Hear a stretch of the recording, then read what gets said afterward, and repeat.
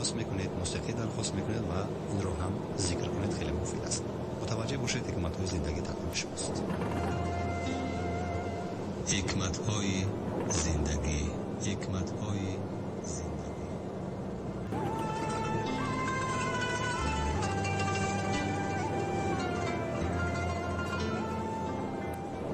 جوانی برای کسب علم و دانش راه سفر را پیش گرفت.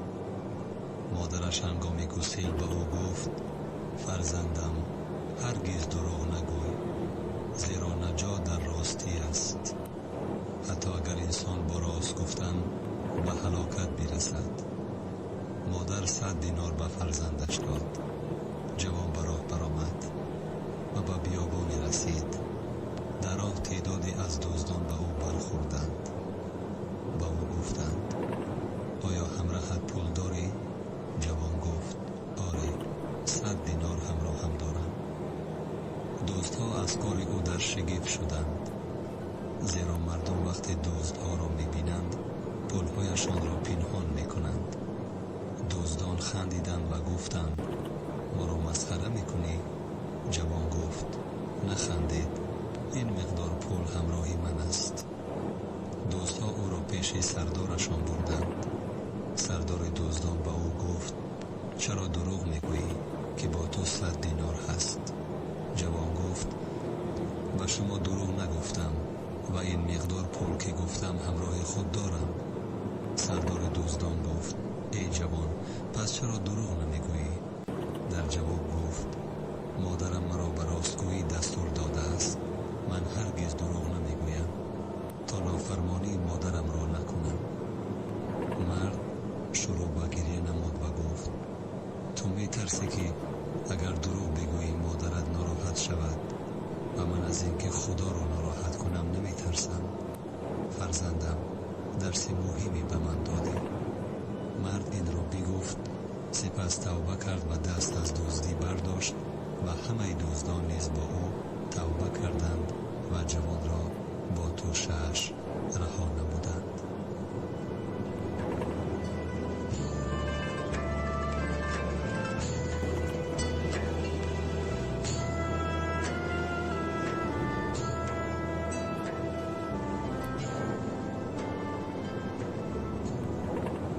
صحبت پدر با دختر.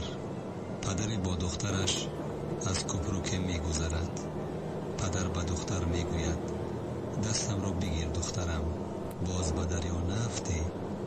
دختر می گوید: نه پدر، شما دست مرا بگیرید. پدر حیران شده می پرسد: دخترم، چی فرقی دارد؟ دختر می فرماید: فرق زیادی دارد. اگر من دست شما را گیرم و بیفتم، من دستم را از دستتان جدا کرده می توانم. اما اگر شما دستی مرا بگیرید، یقینا می دانم که اگر من بیفتم هم دستتان را از دستم جدا نمی کنید.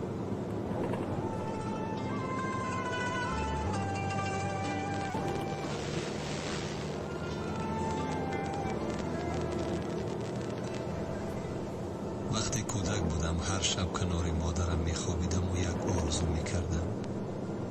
مثلا آرزو می کردم برایم اسبابی بازی بخرد. مادرم می گفت: می خرم، به شرط اینکه بخوابی. یا آرزو می کردم بروم بزرگترین شهر بازی دنیا. مادرم می گفت: می برمت، به شرط اینکه بخوابی. یک شب از مادرم پرسیدم: اگر بخوابم به آرزوهایم می رسم؟ مادرم گفت: می رسی، به شرط اینکه بخوابی. هر شب با خوشحالی می خوابیدم. آنقدر خوابیدم که بزرگ شدم و آرزوهایم کوچک گردیدند.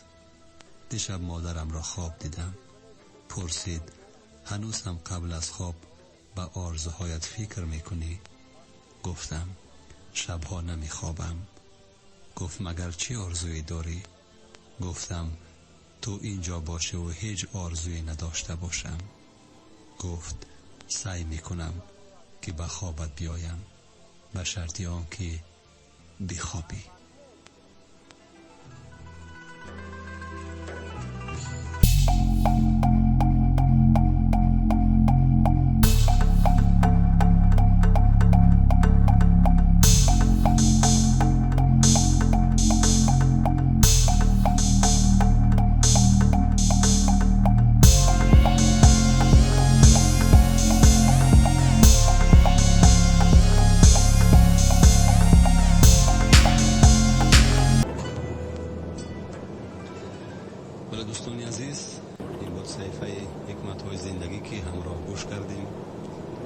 قصه واقعا آموزنده رو و ببینید که در چند جمله بسیار مختصر چقدر یک موضوع دامنه‌دار و چقدر یک فلسفه بزرگ رو دانشمندان ما، اهل قلم ما، آنهایی که با سخن، با اندیشه ها رد و بدل دارند، ببینید چقدر منطق در حرفهای ایشان است. و امروز هر نفری ما و شما زمانی که همین بهترین نعمت مادر و بهترین گنجینه پدر را بالای سر خود داریم، باید در هر نفس تکیه‌گاه، در هر یک نفس غمخوار و دلسوزی آنها باشیم.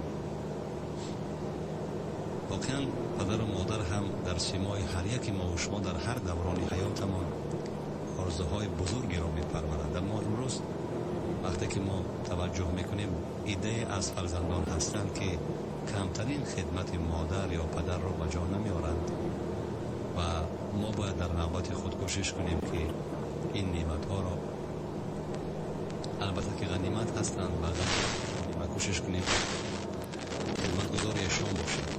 حرفا در این مورد خیلی زیاد است و قضاوت را به خود شما میگذاریم که شما هم اهل اندیشه و اهل درک هستین، اهل سخن هستید و شما خوب میدانید که قیمت مادر، قیمت پدر چی است، تا چه حد است و خدمت به آنها چه پاداش دارد را همه شما خوب میدانید.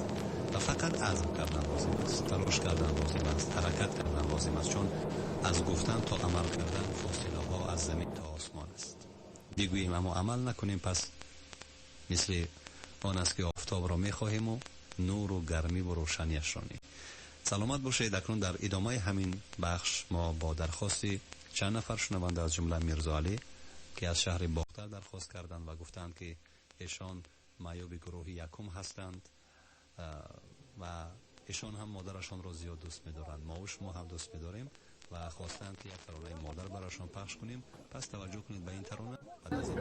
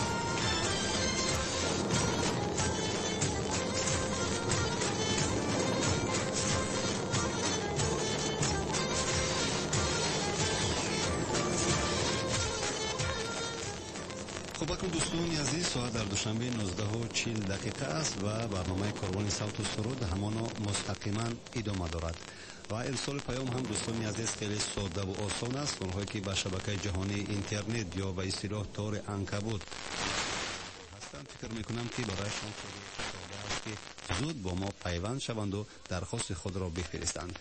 در سامانه‌های اجتماعی فیسبوک و ادنکلاسیک یا همسبق میتواند که اسم دلشاد الصمدوف را بنویسید، چون اونجا صفحه گشوده می شود. در قسمت پیام رسانی آن دوستان عزیز درخواست و خواهش خود را نوشته و ارسال کنید. همچنین با رقم‌های 987 21 24 و 28 در ایمانیز ما را جویا شوید، ما حتما که درخواست شما را اجرا میکنیم.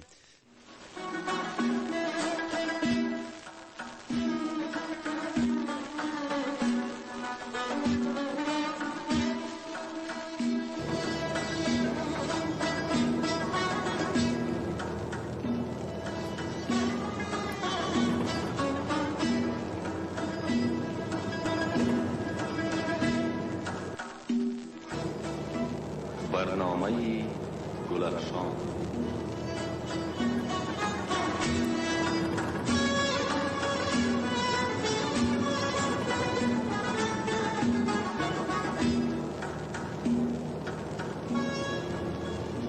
با توجه شما چکیده ها از نصری نیاگاه.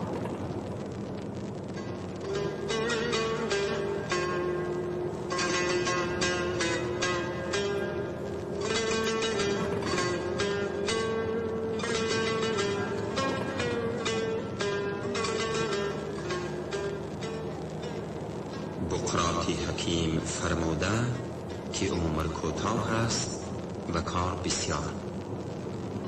عاقلان است که عمر را در کار ضروری صرف کند، دوست را از دشمن فرق کند و در غم و شادی دوست شریک باشد. رشته دوستی بسا نازک است، رعایت آن بر جانبین لازم.